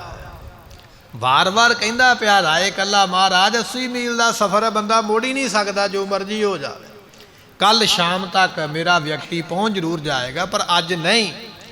ਮਹਾਰਾਜ ਨੇ ਆਖਿਆ ਵੇਖ, ਬਚਨ ਟਾਲ ਗਿਆ, ਕਹਿਣ ਲੱਗਾ ਮਹਾਰਾਜ ਆਉਣਾ ਹੀ ਨਹੀਂ, ਵੇਖੀਏ ਕੀ। ਦੂਜੀ ਵਾਰੀ ਫਿਰ ਬਚਨ ਆਖਿਆ, ਦੂਜੀ ਵਾਰੀ ਫਿਰ ਬਚਨ ਟਾਲਿਆ। ਜਦੋਂ ਤੀਜਾ ਬਚਨ ਕੀਤਾ ਤੇ ਰਾਏ ਕੱਲੇ ਦੇ ਮਨ ਵਿੱਚ ਗੱਲ ਆਈ, ਪੂਰਨ ਪੁਰਖ ਦਾ ਬਚਨ ਨਹੀਂ ਮੋੜਨਾ ਚਾਹੀਦਾ, ਇਹਦੇ ਵਿੱਚ ਵੀ ਕੋਈ ਰਮਜ ਹੈ। ਜਦੋਂ ਬਚਨ ਮੰਨ ਕੇ ਰੁੱਖ ਤੇ ਚੜਾਇਆ ਤੇ ਉਹ ਰੁੱਖ ਤੇ ਚੜੇ ਬੰਦੇ ਨੇ ਜਦੋਂ ਵੇਖਿਆ ਨਾ ਨਿਗਾਹ ਮਾਰ ਕੇ ਦੂਰ ਤੱਕ, ਤੇ ਕੀ ਵੇਖਦਾ ਹੈ ਵੀ ਉਸ ਵੇਲੇ ਨੂਰਾ ਮਾਈ ਤੁਰਿਆ ਆਉਂਦਾ ਹੈ। ਬਿਸਮਾਵਤ ਬੋਲਿਓ ਤਮ ਆਇਓ ਮੈਂ ਚੀਨਾ। ਤੇ ਉਸ ਵੇਲੇ ਹੈਰਾਨ ਹੋ ਗਿਆ, ਜਿਹੜਾ ਰੁੱਖ ਤੇ ਚੜਿਆ ਬੈਠਾ ਉਹ ਹੈਰਾਨ ਹੀ ਹੋ ਗਿਆ ਵੇਖ ਕੇ ਵੀ ਹੋ ਕਿਵੇਂ ਸਕਦਾ ਹੈ। ਸਵੇਰੇ ਬੰਦਾ ਸਾਡੇ ਕੋਲੋਂ ਤੁਰੇ ਤੇ ਸ਼ਾਮ ਤੱਕ ਉਹ 80 ਕਿਲੋਮੀਟਰ ਜਾਣ ਤੇ 80 ਕਿਲੋਮੀਟਰ ਆਉਣ, ਜੇ ਅੱਜ ਦਾ ਆਪਾਂ ਸਮਾਂ ਲਾਈਏ 100 ਵੀ ਆਪਾਂ ਕਹਿ ਸਕਦੇ ਹਾਂ। ਇੰਨਾ ਸਫ਼ਰ ਚਲੇ ਵੀ ਗਿਆ, ਇੰਨਾ ਸਫ਼ਰ ਮੁੜ ਵੀ ਆਇਆ, ਦੁਪਹਿਰ ਤੱਕ ਹੀ ਮੁੜ ਆਇਆ। ਜਿਹੜਾ ਦੋਵਾਂ ਦਿਨਾਂ 'ਚ ਨਹੀਂ ਪੂਰਾ ਹੋਣ ਵਾਲਾ ਸਫ਼ਰ ਅੱਧੇ ਦਿਨ 'ਚ ਪੂਰਾ ਹੋ ਗਿਆ। ਜਿਹਨੇ ਰੁੱਖ ਤੇ ਚੜ੍ਹ ਕੇ ਵੇਖਿਆ ਉਹ ਹੈਰਾਨ ਹੀ ਹੋ ਗਿਆ, ਵੇਖ ਕੇ ਹੈਰਾਨ ਹੋ ਕੇ ਕਹਿਣ ਲੱਗਾ ਵੀ ਉਹ ਆਉਂਦਾ ਪਿਆ ਸਾਹਮਣੇ, ਮੈਂ ਵੇਖ ਲਿਆ ਨੂਰੇ ਮਾਈ ਨੂੰ, ਸਾਹਮਣੇ ਤੁਰਿਆ ਆਉਂਦਾ ਹੈ। ਨਿਕਟ ਪਹੁੰਚਿਓ ਜਬ ਲੱਗੋ ਰਹਿ ਦੇਖਤ ਸੋ। ਉਸ ਵੇਲੇ ਰਾਏ ਕੱਲੇ ਨੇ ਆਵਾਜ਼ ਦਿੱਤੀ, ਕਹਿਣ ਲੱਗਾ ਵੇਖ ਧਿਆਨ ਨਾਲ, ਭੁਲੇਖਾ ਤਾਂ ਨਹੀਂ ਪੈ ਗਿਆ ਤੈਨੂੰ? ਹੋ ਸਕਦਾ ਵੀ ਦੂਰੋਂ ਹੋਰ ਕੋਈ ਹੋਵੇ ਤੇ ਨੂਰਾ ਮਾਈ ਦਿਸਦਾ ਹੋਵੇ। ਉਹ ਕਹਿਣ ਲੱਗਾ ਵੀ ਨਹੀਂ, ਭੁਲੇਖਾ ਨਹੀਂ ਹੈ, ਵਾਕਿਆ ਹੀ ਨੂਰਾ ਮਾਈ ਹੈ। ਰਾਏ ਕੱਲੇ ਨੇ ਫਿਰ ਆਵਾਜ਼ ਦਿੱਤੀ, ਕਹਿਣ ਲੱਗਾ ਉੱਤੇ ਹੀ ਚੜਿਆ ਰਹੋ, ਰੁੱਖ ਦੇ ਥੱਲੇ ਨਾ ਆਈ, ਅਜੇ ਵੇਖੀ ਚੱਲ ਤੂੰ, ਅਜੇ ਐਸੇ ਪਾਸੇ ਹੀ ਆਉਂਦਾ, ਕਿਤੇ ਮੋੜੀ ਨਾ ਜਾਵੇ ਹੋਰ ਪਾਸੇ ਨੂੰ, ਕਿਤੇ ਹੋਰ ਨਾ ਕੋਈ ਹੋਵੇ। ਜਿੰਨਾ ਚਿਰ ਸਾਡੇ ਕੋਲ ਨਹੀਂ ਨਾ ਆ ਜਾਂਦਾ ਤੂੰ ਰੁੱਖ ਤੋਂ ਥੱਲੇ ਨਹੀਂ ਉਤਰਨਾ ਹੈ। ਵੇਖਦਾ ਰਹਿ ਉਹਦੇ ਵੱਲ ਧਿਆਨ ਦੇ ਨਾਲ ਵੀ ਉਹੀ ਹੈ। ਉਤਰਿਓ ਤਰ ਪਰ ਤੇ ਤਰੇ ਸੁਨ ਕਰ ਸਭ ਕੋ। ਤੇ ਜਦੋਂ ਉਹਨੇ ਵੇਖਿਆ ਵੀ ਨੂਰਾ ਮਾਹੀ ਬਿਲਕੁਲ ਨੇੜੇ ਆ ਗਿਆ, ਫਿਰ ਉਹ ਜਿਹੜਾ ਰੁੱਖ ਤੇ ਚੜਿਆ ਸੀ ਉਹ ਵੀ ਥੱਲੇ ਉਸ ਵੇਲੇ ਉਤਰ ਆਇਆ ਹੈ। ਗਮਨਿਓ ਜੋਜਨ 20 ਮਗ ਮਨ ਮੈਂ ਬਿਸਮਾਏ। ਸੋ ਕਹਿਣ ਲੱਗੇ ਉਸ ਵੇਲੇ ਸਾਰੇ ਹੈਰਾਨ ਨੇ ਵੀ 20 ਯੋਜਨ ਤੱਕ ਇਹ ਗਿਆ ਹੈ ਤੇ 20 ਯੋਜਨ ਦਾ ਸਫ਼ਰ ਇਹਨੇ ਕੀਤਾ ਹੈ। ਇੱਕ ਯੋਜਨ ਦੇ ਵਿੱਚ 4 ਕੋਹ ਮੰਨੇ ਜਾਂਦੇ ਤੇ 20 ਯੋਜਨ ਦੇ ਵਿੱਚ 80 ਕੋਹ ਮੰਨੇ ਜਾਂਦੇ, ਵੀ 80 ਕੋਹ 40 ਕੋਹ ਜਾਣਾ, 40 ਕੋਹ ਵਾਪਸ ਆਉਣਾ, ਜਾਂ ਆਪਾਂ ਕਹਿ ਲਈਏ ਵੀ 80-90 ਕਿਲੋਮੀਟਰ ਜਾਣਾ ਤੇ ਆਉਣਾ। ਇੰਨਾ ਲੰਮਾ ਸਫ਼ਰ, ਸਾਰੇ ਬੜੇ ਹੈਰਾਨ ਹੋਏ ਹਨ। ਕਰਾਮਾਤ ਸਾਹਿਬ ਗੁਰੂ ਆਚਰਜ ਦਿਖ ਰਾਏ। ਸਾਰੇ ਹੈਰਾਨ ਨੇ ਵੀ ਗੁਰੂ ਤੇ ਵਾਕਿਆ ਹੀ ਖਿਨ ਮੈਂ ਅਵਰ ਖਿਨੈ ਮੈਂ ਅਵਰਾ ਅਚਰਜ ਚਲਤ ਤੁਮਾਰੇ। ਸਤਿਗੁਰਾਂ ਦੇ ਕੌਤਕ ਕਰਦੇ ਹੀ ਹੈਰਾਨ ਨੇ। ਉਹ ਗੁਰੂ ਹੀ ਕਾਹਦਾ ਹੋਇਆ ਜਿਹਦਾ ਕੌਤਕ ਹੀ ਹੈਰਾਨ ਨਾ ਕਰੇ। ਗੁਰੂ ਦਾ ਕੌਤਕ ਵਾਕਿਆ ਹੀ ਹੈਰਾਨ ਕਰਨ ਵਾਲਾ ਹੁੰਦਾ ਹੈ। ਬਿਸਮਨ ਬਿਸਮ ਭੈ ਬਿਸਮਾਦ, ਬਾਣੀ ਦਾ ਵਚਨ ਨਹੀਂ ਆਪਾਂ ਪੜ੍ਹਦੇ। ਗੁਰੂ ਦਾ ਕੰਮ ਹੀ ਹੈਰਾਨ ਕਰ ਦੇਣਾ, ਮਤ ਬਿਸਮ ਹੋ ਜਾਂਦੀ, ਬਿਸਮਾਦ ਵਿੱਚ ਚਲੇ ਜਾਂਦਾ ਵਿਅਕਤੀ। ਬਚਨ ਹੈ, ਕਹਿਣ ਲੱਗੇ ਸਤਿਗੁਰੂ ਪਾਤਸ਼ਾਹ ਸਮਰੱਥ ਨੇ, ਕਰਾਮਾਤੀ ਨੇ। ਕੌਣ ਕਹਿੰਦਾ ਵੀ ਗੁਰੂ ਵਿੱਚ ਕਰਾਮਾਤ ਨਹੀਂ ਹੈ? ਗੁਰੂ ਤੇ ਸਮਰੱਥ ਹੈ। ਗਿਆਨ ਧਿਆਨ ਕਿਛ ਕਰਮ ਨ ਜਾਣਾ, ਸਾਰ ਨ ਜਾਣਾ ਤੇਰੀ ਸਭ ਤੇ ਵੱਡਾ ਸਤਿਗੁਰੂ ਨਾਨਕ। ਸਤਿਗੁਰੂ ਸਮਰੱਥ ਨੇ, ਸਰਬ ਕਲਾ ਸਮਰੱਥ ਨੇ, ਜੋ ਚਾਹਣ ਉਹ ਕਰ ਸਕਦਾ। ਸੋ ਉਸ ਵੇਲੇ ਕਹਿਣ ਲੱਗੇ ਵੀ ਸਾਰੇ ਹੈਰਾਨ ਹੋ ਗਿਆ ਵੀ ਮਹਾਰਾਜ ਵਾਕਿਆ ਹੀ ਜਿਹੜਾ ਬਚਨ ਕਰਦੇ ਉਹ ਪੂਰਾ ਹੁੰਦਾ ਹੈ। ਇਤਨੇ ਮੈਂ ਮਾਹੀ ਅਯੋ ਕਰ ਬੰਧਨ ਮੈਸਾ। ਇੰਨੇ ਚਿਰ ਨੂੰ ਨੂਰਾ ਮਾਹੀ ਜਿਹੜਾ ਦੂਰੋਂ ਦਿਸਦਾ ਪਿਆ ਸੀ ਉਹ ਬਿਲਕੁਲ ਨੇੜੇ ਹੀ ਆ ਗਿਆ, ਤੇ ਮਹਾਰਾਜ ਪਲੰਘੇ ਤੇ ਬੈਠੇ ਹੋਏ। ਨੂਰੇ ਮਾਹੀ ਨੇ ਆ ਕੇ ਮਹਾਰਾਜ ਜੀਆਂ ਨੂੰ ਮੱਥਾ ਟੇਕਿਆ, ਨਮਸਕਾਰ ਕੀਤੀ, ਚਰਨਾਂ ਨੂੰ ਹੱਥ ਲਾ ਕੇ ਮਹਾਰਾਜ ਦੇ ਚਰਨਾਂ ਤੇ ਨਮਸਕਾਰ ਕਰਦਾ। ਕਹਿਓ ਸਿਰੰਦ ਬਿਰਤੰਤ ਕੋ ਦੇਖਿਓ ਤੈ ਕੈਸਾ। ਜਦੋਂ ਮੱਥਾ ਟੇਕਿਆ ਨਾ ਨੂਰੇ ਮਾਹੀ ਨੇ ਗੁਰਮੁਖੋ, ਤੇ ਗੁਰੂ ਗੋਬਿੰਦ ਸਿੰਘ ਪਾਤਸ਼ਾਹ ਨੇ ਪੁੱਛਿਆ, ਕਹਿਣ ਲੱਗੇ ਨੂਰਿਆ ਸਰਹੰਦ ਦਾ ਬਿਰਤਾਂਤ ਸੁਣਾ ਵੀ ਕੀ ਵੇਖ ਕੇ ਆਇਆ ਹੈ, ਸਰਹੰਦ ਵਿੱਚੋਂ ਕੀ ਪੁੱਛ ਕੇ ਆਇਆ, ਕੀ ਖਬਰ ਲੈ ਕੇ ਆਇਆ, ਸਰਹੰਦ ਵਿੱਚ ਕੀ ਹੋਇਆ ਹੈ, ਸਾਰੀ ਖਬਰ ਸਾਨੂੰ ਸੁਣਾ ਦੇ, ਸਾਰਾ ਕੋਈ ਸਾਨੂੰ ਦੱਸਣਾ ਕਰ। ਹਾਥ ਜ਼ੋਰ ਕਰਤਾ ਕਹਿਓ ਜੁਗ ਸਾਹਿਬ ਜ਼ਾਦੇ। ਉਸ ਵੇਲੇ ਨੂਰੇ ਮਾਹੀ ਨੇ ਹੱਥ ਜੋੜੇ ਮਹਾਰਾਜ ਸਾਹਿਬ ਜੀਆਂ ਦੇ ਅੱਗੇ, ਕਹਿਣ ਲੱਗਾ ਮਹਾਰਾਜ ਸਾਹਿਬ ਜੀ, ਆਪ ਜੀਆਂ ਦੇ ਜਿਹੜੇ ਸਾਹਿਬਜ਼ਾਦੇ ਨੇ ਬਾਬਾ ਜੋਰਾਵਰ ਸਿੰਘ ਜੀ, ਬਾਬਾ ਫਤਿਹ ਸਿੰਘ ਜੀ, ਜਿਨ੍ਹਾਂ ਨੂੰ ਕਿ ਗੰਗੂ ਪਾਪੀ ਜਿਹੜਾ ਰਸੋਈਆ ਗੁਰੂ ਘਰ ਦਾ ਲੈ ਗਿਆ ਸੀ ਤੇ ਮਾਇਆ ਦੀ ਲਾਲਚ ਵਿੱਚ ਉਸਨੇ ਫੜਾਇਆ ਹੈ, ਜਿਹੜੇ ਆਪ ਜੀ ਦੇ ਸਾਹਿਬਜ਼ਾਦੇ ਹਨ, ਮਹਾਮਲੇਸ਼ਨ ਹੱਥ ਦੇ ਕਰ ਦੀਰਘ ਬਾਦੇ। ਮਹਾਰਾਜ ਤੁਹਾਡੇ ਸਾਹਿਬਜ਼ਾਦੇ ਸ਼ਹੀਦ ਕਰ ਦਿੱਤੇ ਨੇ ਮੁਗਲਾਂ ਨੇ। ਪਹਿਲੀ ਖਬਰ ਹੀ ਇਹ ਦਿੱਤੀ ਹੈ ਮਹਾਰਾਜ, ਦੋਨੇ ਸਾਹਿਬਜ਼ਾਦੇ ਮੁਗਲਾਂ ਨੇ ਉਹਨਾਂ ਨੂੰ ਬੜਾ ਕਸ਼ਟ ਦੇ ਕੇ ਸ਼ਹਾਦਤ ਉਹਨਾਂ ਦੀ ਹੋ ਗਈ ਹੈ, ਸ਼ਹਾਦਤ ਦਾ ਜਾਮ ਪੀ ਗਏ।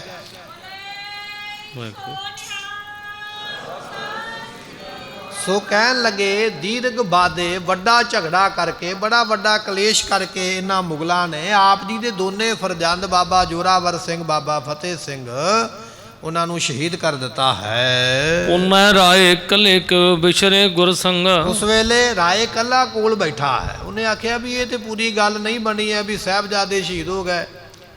ਕਹਿਣ ਲੱਗਾ ਵੀ ਇਸ ਤਰ੍ਹਾਂ ਨਹੀਂ, ਜਦੋਂ ਗੁਰੂ ਪਾਤਸ਼ਾਹ ਤੋਂ ਵਿਛੜੇ ਨੇ ਨਾ ਮਹਾਰਾਜ ਦੇ ਸਾਹਿਬਜ਼ਾਦੇ, ਉਹ ਸਾਰੀ ਕਹਾਣੀ ਸੁਣਾ। ਕਿਵੇਂ ਆਏ ਨੇ ਸਰਸਾ ਦੇ ਕਿਨਾਰੇ, ਸਰਸਾ ਦੇ ਕਿਨਾਰੇ ਤੋਂ ਫਿਰ ਕੀ ਹੋਇਆ, ਕਿਸ ਪਾਸੇ ਗਏ, ਕਿਸ ਨੂੰ ਜਾ ਕੇ ਮਿਲੇ, ਕਿੱਥੇ ਕਿੱਥੇ ਕੀ ਕੀ ਵਾਪਰਿਆ ਹੈ। ਰਾਏ ਕੱਲੇ ਨੇ ਆਖਿਆ, ਕਹਿਣ ਲੱਗਾ ਨੂਰੇ ਮਾਹੀ, ਸਤਿਗੁਰੂ ਦੇ ਨਾਲੋਂ ਜਦੋਂ ਇਹ ਸਾਹਿਬਜ਼ਾਦੇ ਵਿਛੜੇ ਹਨ, ਤਹਤੇ ਕਿਤ ਪਕਰੇ ਗਏ ਕਿਮ ਭਇਓ ਪ੍ਰਸੰਗਾ। ਇਹ ਜਿਹੜੀ ਸਰਸਾ ਪਾਰ ਕਰਕੇ ਫਿਰ ਕਿਸ ਪਾਸੇ ਗਏ ਉਹ ਬਚਨ ਦੱਸੋ। ਫਿਰ ਉਹ ਫੜੇ ਕਿਵੇਂ ਗਏ, ਗ੍ਰਿਫਤਾਰੀ ਕਿਵੇਂ ਹੋਈ ਹੈ, ਕਿੰਨੇ ਗ੍ਰਿਫਤਾਰ ਕਰਵਾਏ, ਕਿਵੇਂ ਗ੍ਰਿਫਤਾਰੀ ਹੋਈ ਹੈ, ਕਿੱਥੇ ਗਏ, ਉਹ ਸਾਰਾ ਪ੍ਰਸੰਗ ਜਿਹੜਾ ਬਚਨ ਹੈ ਉਹ ਸਾਨੂੰ ਸੁਣਾ ਵੀ ਕਿਵੇਂ ਕਿਵੇਂ, ਕਿੱਥੇ ਕਿੱਥੇ ਕੀ ਕੀ ਹੋਇਆ ਹੈ। ਸਰਬ ਸ਼ੋਰ ਤੇ ਅੰਤ ਲੋ ਅਬ ਦੇਹੋ ਸੁਨਾਈ। ਤੂੰ ਸਾਰਾ ਕੁਝ ਹੀ ਛੱਡ ਦਿੱਤਾ ਹੈ, ਨਾ ਤੂੰ ਉਹਨਾਂ ਦੇ ਗ੍ਰਿਫਤਾਰੀ ਦੀ ਖਬਰ ਦੱਸੀ ਹੈ, ਨਾ ਉਹ ਕਿੱਥੇ ਗਏ ਇਹ ਵੀ ਨਹੀਂ ਦੱਸਿਆ, ਫੜੇ ਕਿਵੇਂ ਗਏ ਇਹ ਵੀ ਨਹੀਂ ਦੱਸਿਆ। ਤੂੰ ਸਿਰਫ ਅੰਤ ਵਾਲੀ ਗੱਲ ਕਹਿ ਦਿੱਤੀ ਹੈ ਵੀ ਉਹ ਸ਼ਹਾਦਤ ਦਾ ਜਾਮ ਪੀ ਗਿਆ। ਤੂੰ ਅਖੀਰਲੀ ਗੱਲ ਪਹਿਲਾਂ ਸੁਣਾਈ ਹੈ, ਜਿਹੜੀ ਪਹਿਲਾਂ ਸੁਣਾਉਣੀ ਸੀ ਉਹ ਸੁਣਾਈ ਨਹੀਂ। ਇਸ ਕਰਕੇ ਸਾਹਿਬਜ਼ਾਦਿਆਂ ਦੀ ਸਾਰੀ ਸ਼ਹਾਦਤ ਜਿਹੜੀ ਹੈ ਉਹ ਸਾਰਾ ਪ੍ਰਸੰਗ ਦੱਸਣਾ ਕਰ।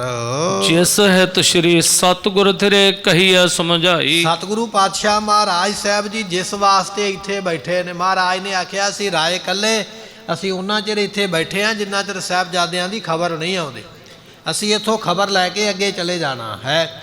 ਰਾਏ ਕੱਲੇ ਨੇ ਵੀ ਆਖਿਆ, ਕਹਿਣ ਲੱਗੇ ਨੂਰੇ ਮਾਹੀ ਮਹਾਰਾਜ ਬੈਠੇ ਖਬਰ ਲੈਣ ਵਾਸਤੇ, ਤੂੰ ਇੰਨਾ ਹੀ ਬਚਨ ਕਹਿ ਦਿੱਤਾ ਵੀ ਉਹਨਾਂ ਦੀ ਤੇ ਸ਼ਹਾਦਤ ਹੋ ਗਈ ਹੈ। ਨਹੀਂ, ਇਸ ਤਰ੍ਹਾਂ ਨਹੀਂ, ਸਾਰੀ ਖਬਰ ਉਹਨਾਂ ਦੀ ਸਾਨੂੰ ਦੱਸਣਾ ਕਰ। ਤਬ ਮਾਹੀ ਕਰ ਬੰਦ ਕਰ ਵਿੱਚ ਸਵਾ ਉਚਾਰੀ। ਉਸ ਵੇਲੇ ਮਾਹੀ ਨੇ ਫਿਰ ਹੱਥ ਜੋੜੇ, ਨੂਰੇ ਨੇ ਕਹਿਣ ਲੱਗਾ ਮਹਾਰਾਜ ਚਲੋ ਜੇ ਤੁਸੀਂ ਪੁੱਛਦੇ ਹੀ ਹੋ, ਮੈਂ ਸਾਰੀ ਖਬਰ ਲੈ ਕੇ ਆਇਆ ਹਾਂ ਸਾਹਿਬਜ਼ਾਦਿਆਂ ਦੀ ਵੀ ਕਿਵੇਂ ਕਿਵੇਂ ਗ੍ਰਿਫਤਾਰੀ ਹੋਈ ਹੈ, ਕਿਵੇਂ ਤਸੀਹੇ ਦਿੱਤੇ ਗਏ, ਕਿਵੇਂ ਉਹਨਾਂ ਨੂੰ ਫੜਾਇਆ ਗਿਆ ਹੈ, ਕਿਵੇਂ ਸ਼ਹਾਦਤ ਹੋਈ ਹੈ। ਸਤਿਗੁਰੂ ਜੀ ਆਪ ਜੀ ਦਾ ਹੁਕਮ ਹੈ ਤੇ ਮੈਂ ਸਾਰਾ ਹੀ ਪ੍ਰਸੰਗ ਸੁਣਾ ਦਿੰਦਾ, ਸਾਰੀ ਆਪ ਜੀ ਨੂੰ ਖਬਰ ਉਥੋਂ ਦੀ ਸੁਣਾਉਂਦਾ ਹਾਂ। ਸੁਨੋ ਪ੍ਰਭੂ ਵਿਛਰੇ ਜਬੈ ਇੱਕ ਬਿਪਰ ਅਗਾਰੀ। ਮਹਾਰਾਜ ਸਾਹਿਬ ਜੀ ਜਦੋਂ ਸਾਹਿਬਜ਼ਾਦੇ ਵਿਛੜੇ ਨਾ ਤੁਹਾਡੇ ਨਾਲੋਂ, ਸਰਸਾ ਦੇ ਕਿਨਾਰੇ ਤੱਕ ਤੇ ਮਾਤਾ ਗੁਜਰੀ ਜੀ ਤੇ ਬਾਬਾ ਜੋਰਾਵਰ ਸਿੰਘ, ਬਾਬਾ ਫਤਿਹ ਸਿੰਘ ਇਕੱਠੇ ਆਏ। ਜਦੋਂ ਮਹਾਰਾਜ ਸਾਹਿਬ ਜੀ ਅਨੰਦਪੁਰ ਸਾਹਿਬ ਨੂੰ ਛੱਡਣ ਲੱਗੇ ਸਨ ਤੇ ਸਭ ਤੋਂ ਪਹਿਲਾਂ ਮਾਤਾ ਗੁਜਰੀ ਜੀਆਂ ਨੂੰ ਉਸ ਵੇਲੇ ਮਹਾਰਾਜ ਜੀਆਂ ਨੇ ਸਵਾਰੀ ਦੇ ਉੱਪਰ ਸਵਾਰ ਕਰਾਇਆ ਸੀ। ਤੇ ਮਾਤਾ ਜੀ ਦੋਨੇ ਸਾਹਿਬਜ਼ਾਦੇ ਆਪਣੀ ਝੋਲੀ ਵਿੱਚ ਲੈ ਕੇ, ਆਪਣੀ ਬੁੱਕਲ ਵਿੱਚ ਲੈ ਕੇ, ਗੋਦੀ ਵਿੱਚ ਲੈ ਕੇ ਬੈਠੇ ਸਨ। ਸਭ ਤੋਂ ਪਹਿਲਾਂ ਰਥ ਮਾਤਾ ਗੁਜਰੀ ਜੀ ਦਾ ਚੱਲਿਆ ਹੈ ਅਨੰਦਪੁਰ ਸਾਹਿਬ ਦੇ ਵਿੱਚੋਂ। ਫਿਰ ਮਹਾਰਾਜ ਜੀਆਂ ਨੇ ਕੁਝ ਨਾਲ ਚੋਣਵੇਂ ਸੂਰਮੇ ਵੀ ਭੇਜੇ, ਵੀ ਹੋ ਸਕਦਾ ਰਸਤੇ ਵਿੱਚ ਕਿਸੇ ਤਰ੍ਹਾਂ ਦੇ ਕੋਈ ਨੁਕਸਾਨ ਹੋ ਸਕਦਾ ਹੈ, ਤੁਸੀਂ ਇਹਨਾਂ ਦੀ ਰੱਖਿਆ ਕਰਨੀ ਹੈ। ਫਿਰ ਮਹਾਰਾਜ ਜੀਆਂ ਦੇ ਮਹਿਲ ਜਿਹੜੇ ਸਨ, ਮਾਤਾ ਸੁੰਦਰ ਕੌਰ, ਮਾਤਾ ਸਾਹਿਬ ਕੌਰ, ਉਹ ਚੱਲੇ ਨਾਲ। ਉਹਨਾਂ ਦੇ ਵੀ ਮਹਾਰਾਜ ਨੇ ਕੁਝ ਸਿੰਘ ਤੋਰੇ, ਹੋਰ ਵੀ ਜਿਹੜੇ ਪਰਿਵਾਰ ਸਨ ਉਹ ਵੀ ਤੁਰੇ। ਸਭ ਤੋਂ ਪਿੱਛੋਂ ਮਹਾਰਾਜ ਸਾਹਿਬ ਜੀ ਅਨੰਦਪੁਰ ਸਾਹਿਬ ਨੂੰ ਛੱਡਿਆ। ਪਹਿਲਾਂ ਸਾਰਾ ਪਰਿਵਾਰ ਅੱਗੇ ਵਹੀਰ ਤੁਰਿਆ, ਸੂਰਮੇ ਮਹਾਰਾਜ ਨੇ ਸਭ ਤੋਂ ਪਿੱਛੇ ਪਾਤਸ਼ਾਹ ਆਪ ਅਨੰਦਪੁਰ ਸਾਹਿਬ ਨੂੰ ਛੱਡ ਕੇ ਤੁਰੇ। ਜਦੋਂ ਮਹਾਰਾਜ ਸਾਹਿਬ ਜੀ ਥੋੜ੍ਹਾ ਹੀ ਦੂਰ ਆਏ ਅਨੰਦਪੁਰ ਸਾਹਿਬ ਤੋਂ, ਮੁਗਲਾਂ ਨੇ ਹਮਲਾ ਕਰ ਦਿੱਤਾ ਤੇ ਉਸ ਵੇਲੇ ਜੰਗ ਸ਼ੁਰੂ ਹੋਇਆ। ਜੰਗ ਲੜਦਿਆਂ ਲੜਦਿਆਂ ਮਹਾਰਾਜ ਦੇ ਸੂਰਮੇ ਹੌਲੀ ਹੌਲੀ ਪਿੱਛੇ ਹਟਦੇ ਗਏ ਤੇ ਚਲਦਿਆਂ ਚਲਦਿਆਂ ਸਰਸਾ ਨਦੀ ਦੇ ਕਿਨਾਰੇ ਆ ਕੇ ਪਹੁੰਚ ਗਏ ਸਨ। ਸਰਸਾ ਦੇ ਕੰਢੇ ਤੱਕ ਪਹੁੰਚਣ ਵੇਲੇ ਪਰਿਵਾਰ ਸਾਰਾ ਮਹਾਰਾਜ ਜੀ ਦਾ ਇਕੱਠਾ ਹੈ, ਪਰ ਸਰਸਾ ਨਦੀ ਬਹੁਤ ਜ਼ਿਆਦਾ ਉਸ ਵੇਲੇ ਚੜ੍ਹੀ ਹੋਈ ਹੈ। ਬਰਸਾਤ ਦਾ ਪਾਣੀ, ਪਹਾੜਾਂ ਵਿੱਚ ਕਿਤੇ ਮੀਂਹ ਪਿਆ ਹੋਇਆ ਤੇ ਉਹ ਪਾਣੀ ਨਦੀ ਵਿੱਚ ਆ ਗਿਆ, ਨਦੀ ਭਰੀ ਹੋਈ ਹੈ। ਇੱਕ ਵਿਅਕਤੀ ਲੰਘਦਾ ਪਿਆ, ਮਹਾਰਾਜ ਨੇ ਪੁੱਛਿਆ, ਭਾਈ ਕਿੱਥੇ ਚੱਲਿਆ ਹੈ? ਕਹਿਣ ਲੱਗਾ, ਮਹਾਰਾਜ ਜੀ ਮੈਂ ਦਿੱਲੀ ਨੂੰ ਜਾ ਰਿਹਾ ਹਾਂ। ਮਹਾਰਾਜ ਕਹਿਣ ਲੱਗੇ, ਫਿਰ ਸਾਨੂੰ ਇੱਕ ਤੇਰੀ ਸੇਵਾ ਦੀ ਲੋੜ ਹੈ। ਕਹਿਣ ਲੱਗਾ, ਮਹਾਰਾਜ ਹੁਕਮ ਕਰੋ, ਆਪ ਕੀ ਹੁਕਮ ਕਰੋਗੇ, ਮੈਂ ਸੇਵਾ ਕਰਦਾ। ਪਾਤਸ਼ਾਹ ਕਹਿਣ ਲੱਗੇ, ਸਾਡੇ ਮਹਿਲ ਨੇ ਮਾਤਾ ਸੁੰਦਰੀ ਜੀ, ਮਾਤਾ ਜੀਤੋ ਜੀ, ਇਹਨਾਂ ਨੂੰ ਨਾਲ ਲੈ ਕੇ ਇਹਨਾਂ ਨੂੰ ਦਿੱਲੀ ਪਹੁੰਚਾ ਦੇਣਾ ਕਰੋ। ਨਾਲ ਭਾਈ ਮਨੀ ਸਿੰਘ ਮਹਾਰਾਜ ਜੀਆਂ ਦੇ ਪਰਿਵਾਰ ਦੇ ਨਾਲ ਹੈ। ਉਹ ਜਿਹੜਾ ਸਿੱਖ ਹੈ ਉਹਨੇ ਅੱਗੋਂ ਹੱਥ ਜੋੜ ਕੇ ਆਖਿਆ, ਕਹਿਣ ਲੱਗਾ, ਮਹਾਰਾਜ ਫਿਕਰ ਹੀ ਨਾ ਕਰੋ, ਤੁਸੀਂ ਇਹ ਸੇਵਾ ਕਰਮਾਂ ਨਾਲ ਮਿਲੀ ਹੈ।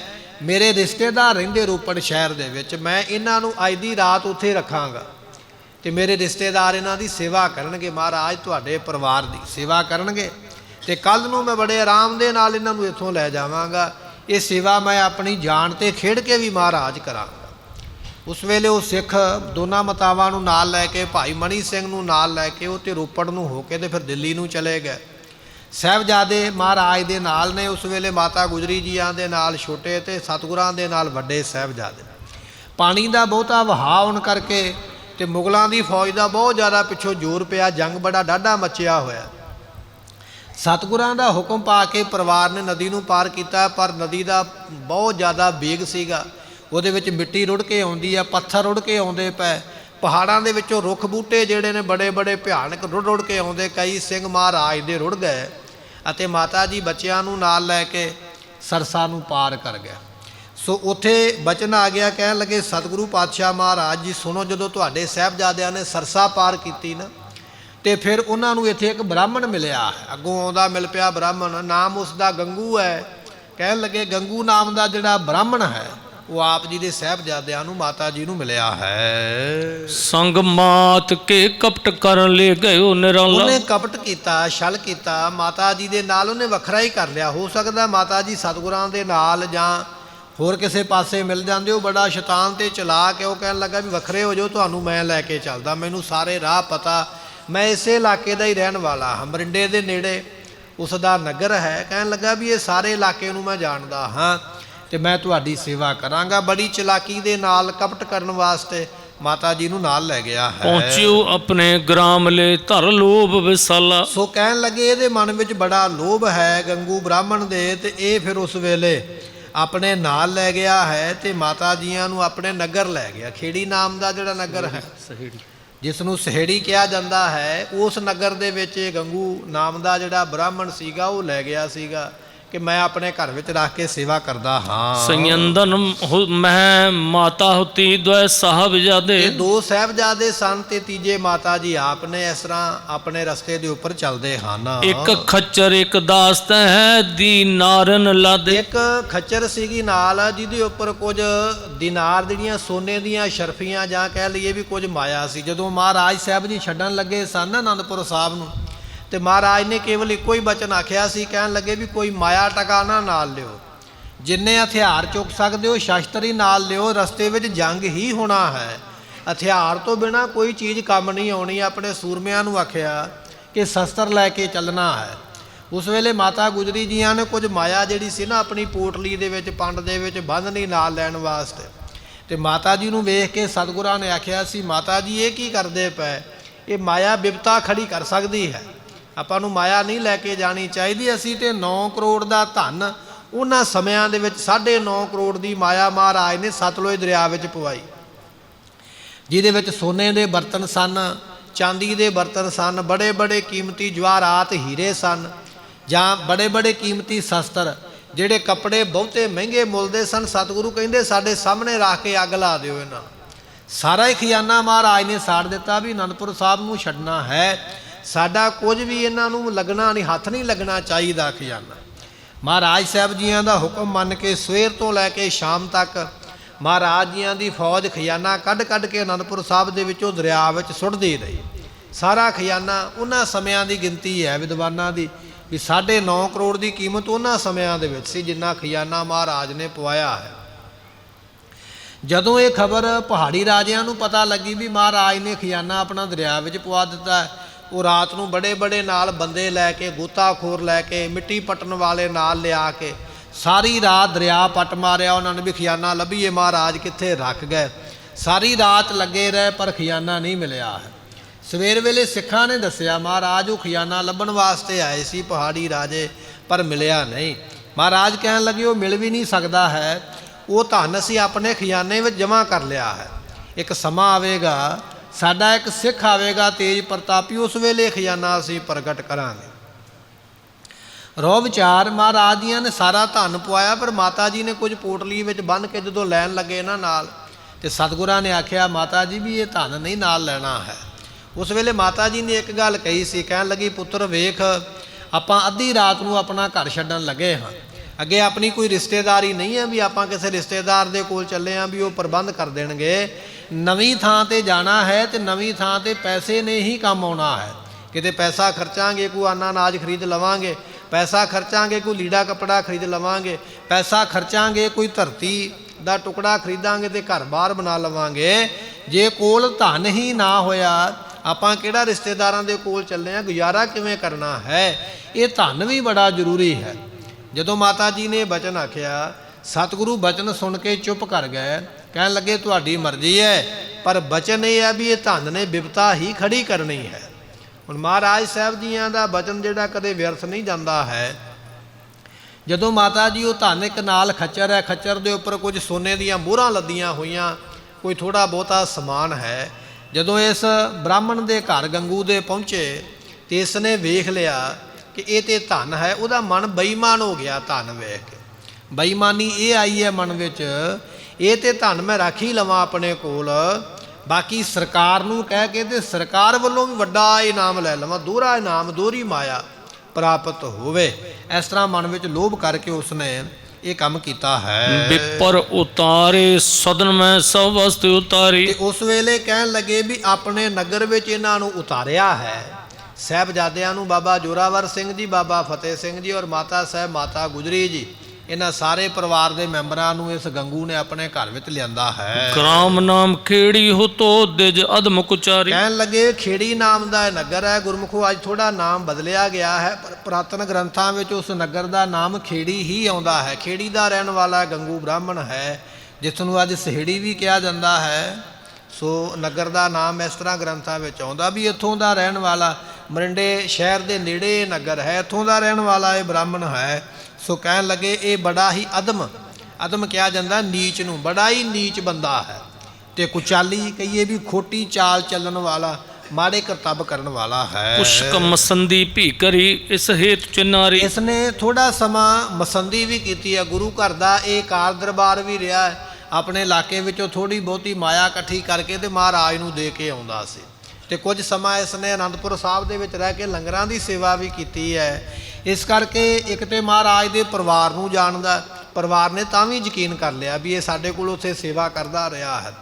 ਦੂਜੀ ਗੱਲ ਇਹ ਹੈ ਵੀ ਇਸ ਨੂੰ ਮਾਇਆ ਬਾਰੇ ਵੀ ਥੋੜ੍ਹਾ ਬਹੁਤਾ ਗਿਆਨ ਹੈ ਵੀ ਆਹ ਸੋਨੇ ਦੀਆਂ ਮੋਹਰਾਂ ਨੇ, ਇਹਨਾਂ ਦੀ ਇੰਨੀ ਕੀਮਤ ਹੈ, ਆਮ ਬੰਦੇ ਨੂੰ ਉਹਨਾਂ ਸਮਿਆਂ ਵਿੱਚ ਨਹੀਂ। ਪਰ ਇਹਨੂੰ ਪਤਾ ਸੀ ਵੀ ਇਹ ਸੋਨੇ ਦੀਆਂ ਮੋਹਰਾਂ ਦੀ ਕੀਮਤ ਕੀ ਹੈ, ਇਸ ਕਰਕੇ ਇੰਨਾ ਕੁਝ ਇਹ ਗਿਆਨ ਰੱਖਦਾ ਹੈ। ਮధుਰ ਬਾਕ ਕਹਿ ਲੈ ਗਇਓ ਧਨ ਸੰਗ ਸੋ ਨਿਹਾਰੀ। ਕਹਿਣ ਲੱਗੇ, ਬੜੇ ਮਿੱਠੇ ਬਚਨ ਇਹਨੇ ਕਹੇ ਮਾਤਾ ਜੀ ਨੂੰ। ਕਹਿਣ ਲੱਗਾ, ਮਾਤਾ ਜੀ ਅਸੀਂ ਤੇ ਮੁੱਢ ਕਦੀਮ ਤੋਂ ਹੀ ਤੁਹਾਡੇ ਸਿੱਖ ਹਾਂ, ਸੇਵਾਦਾਰ ਹਾਂ, ਤੁਸੀਂ ਮੇਰੇ ਘਰ ਵਿੱਚ ਚਰਨ ਪਾਓ। ਗੰਗੂ ਦੀ ਜਾਨ ਜਾ ਸਕਦੀ ਹੈ, ਪਰ ਤੁਹਾਨੂੰ ਮੈਂ ਤੱਤੀ ਵਾਹ ਨਹੀਂ ਲੱਗਣ ਦੇਵਾਂਗਾ ਜਿੰਨਾ ਚਿਰ ਮੈਂ ਜਿਉਂਦਾ ਰਵਾਂਗਾ। ਮੈਨੂੰ ਸੇਵਾ ਦਾ ਮਸਾ ਮੌਕਾ ਮਿਲਿਆ, ਇਹ ਸੇਵਾ ਮੇਰੇ ਕੋਲੋਂ ਆਪ ਜੀ ਨਾ ਲਵੋ। ਇਸ ਤਰ੍ਹਾਂ ਦੇ ਮਿੱਠੇ ਮਿੱਠੇ ਬਚਨ ਕਹਿ ਕੇ ਇਹ ਜਿਹੜਾ ਗੰਗੂ ਹੈ ਮਾਤਾ ਜੀ ਨੂੰ ਨਾਲ ਲੈ ਗਿਆ। ਅਸਲ ਕਾਰਨ ਇਹ ਹੈ ਵੀ ਇਹਨੇ ਧਨ ਵੇਖ ਲਿਆ। ਮਾਤਾ ਜੀ ਨੂੰ ਪੁੱਛਿਆ ਨਾ ਵੀ ਇਹਦੇ ਵਿੱਚ ਕੀ ਹੈ, ਮਾਤਾ ਜੀ ਨੇ ਆਖਿਆ ਕੁਝ ਕੱਪੜੇ ਤੇ ਕੁਝ ਧਨ ਹੈ, ਸੋਨੇ ਦੀਆਂ ਮੋਹਰਾਂ। ਨਿਗਾਹ ਪੈ ਗਈ ਗੰਗੂ ਦੀ, ਮਨ ਬੇਈਮਾਨ ਹੋ ਗਿਆ, ਕਪਟ ਵਿੱਚ ਆ ਗਿਆ, ਛਲ ਵਿੱਚ ਆ ਗਿਆ ਹੈ। ਖੱਚਰ ਪਰ ਖੁਰਜੀ ਤੱਕੀ ਦੀਰਨ ਕੇ ਖੱਚਰ ਨਾਲ ਹੈ, ਭਾਰ ਚੁੱਕਣ ਵਾਲੀ ਇਹ ਖੱਚਰ, ਉਹਦੇ ਉੱਪਰ ਦਿਨਾਰ ਹੀ ਦਿਨਾਰ। ਇਸਨੇ ਵੇਖ ਲਿਆ ਵੀ ਦੋਹਾਂ ਪਾਸੇ ਤੇ ਖੁਰਜੀਆਂ ਲੱਦੀਆਂ ਹੋਈਆਂ ਤੇ ਖੁਰਜੀਆਂ ਦੇ ਵਿੱਚ ਸੋਨੇ ਦੀਆਂ ਮੋਹਰਾਂ ਪਾਈਆਂ ਹੋਈਆਂ। ਬੜੀ ਵੱਡੀ ਰਕਮ ਉਹਨਾਂ ਸਮਿਆਂ ਦੇ ਵਿੱਚ, ਇੰਨੀ ਵੱਡੀ ਰਕਮ ਵੇਖ ਕੇ ਖੱਚਰ ਲੱਦੀ ਹੋਈ ਸੋਨੇ ਦੀਆਂ ਸ਼ਰਫੀਆਂ ਦੇ ਨਾਲ, ਸੋਨੇ ਦੀਆਂ ਮੋਹਰਾਂ ਨਾਲ ਵੇਖ ਕੇ ਮਨ ਵਿੱਚ ਕਪਟ ਆ ਗਿਆ, ਮਨ ਵਿੱਚ ਛਲ ਆਇਆ ਹੈ। ਬਿਸਰਾਮੇ ਬਹੁ ਥਾਕਤ ਭੇ ਚਲ ਬਾਟ ਬਡੇਰੀ। ਸੋ ਕਹਿਣ ਲੱਗੇ ਵੀ ਸਾਹਿਬਜ਼ਾਦੇ ਲੰਮਾ ਸਫ਼ਰ ਕਰਕੇ ਆਏ ਸਨ। ਉਮਰਾਂ ਕਿੰਨੀ ਕੁ 7-9 ਸਾਲ ਦੀ ਉਮਰਾਂ, ਕੋਈ ਬਹੁਤੀ ਵੱਡੀ ਨਹੀਂ ਹੈ। ਅਨੰਦਪੁਰ ਸਾਹਿਬ ਤੋਂ ਚੱਲੇ ਨੇ, ਚਲਦਿਆਂ ਚਲਦਿਆਂ ਮੋਰਿੰਡੇ ਆ ਕੇ ਪਹੁੰਚੇ। ਲੰਮਾ ਸਫ਼ਰ ਸੀ ਸਾਹਿਬਜ਼ਾਦਿਆਂ ਵਾਸਤੇ। ਮਾਤਾ ਜੀ ਬਜ਼ੁਰਗ ਨੇ, ਵੱਡੀ ਉਮਰਾਂ ਦੇ ਨੇ, ਉਹ ਵੀ ਥੱਕੇ ਹੋਏ। ਇਹਦੇ ਘਰ ਤੱਕ ਪਹੁੰਚਦਿਆਂ ਬਹੁਤ ਜ਼ਿਆਦਾ ਥਕਾਵਟ ਹੈ। ਸੋ ਇਸ ਤਰੀਕੇ ਦੇ ਨਾਲ ਇਹ ਜਿਹੜਾ ਦੁਸ਼ਟ ਹੈ ਇਹ ਮਾਤਾ ਜੀ ਨੂੰ ਤੇ ਸਾਹਿਬਜ਼ਾਦਿਆਂ ਨੂੰ ਆਪਣੇ ਘਰ ਵਿੱਚ ਲੈ ਗਿਆ ਹੈ। ਸੋ ਕੁੰਮੇ ਮਾਸ਼ਕੀ ਨੇ ਕਿਵੇਂ ਸੇਵਾ ਕੀਤੀ ਹੈ ਤੇ ਇਹ ਗੰਗੂ ਨੇ ਕੀ ਕੀ ਕੀਤਾ ਹੈ, ਇਤਿਹਾਸ ਆਪਾਂ ਕੱਲ ਨੂੰ ਫਿਰ ਇਥੋਂ ਅੱਗੇ ਸਰਵਣ ਕਰਾਂਗੇ।